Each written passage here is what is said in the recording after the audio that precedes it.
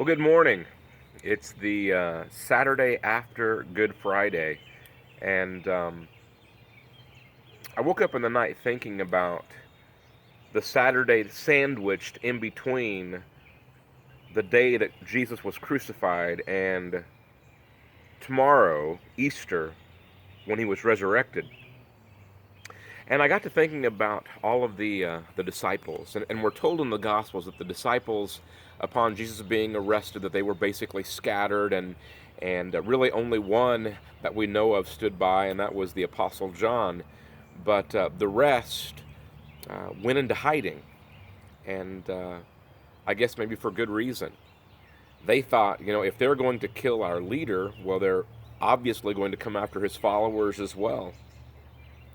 And I wonder what it was like being in hiding on that day, on that Saturday, as I'm sure that they're talking through, what's just happened, the arrest, the crucifixion. Possibly some are wondering if they'd been duped, if they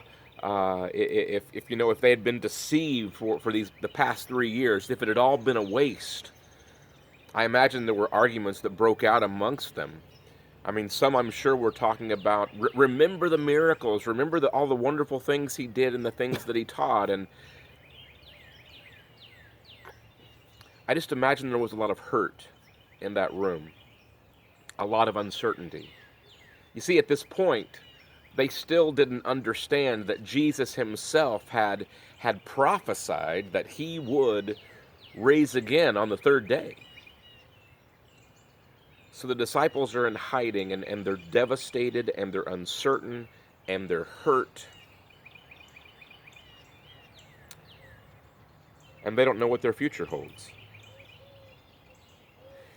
There are a lot of times I think that we find ourselves in that same position. We're in a place of uncertainty, a place where we're hurt, a place where we don't know what's going to happen in the next day or the next few days or the next few years. Maybe it's because you or a loved one has been told by the doctor, we've got to run tests, but we won't have the results back for a few days. And in that time of waiting, it's hard.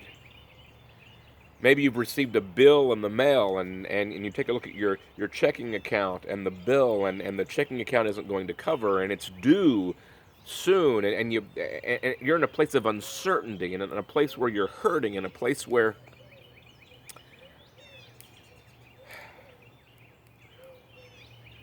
you should cry out to God, but you wonder if God really cares.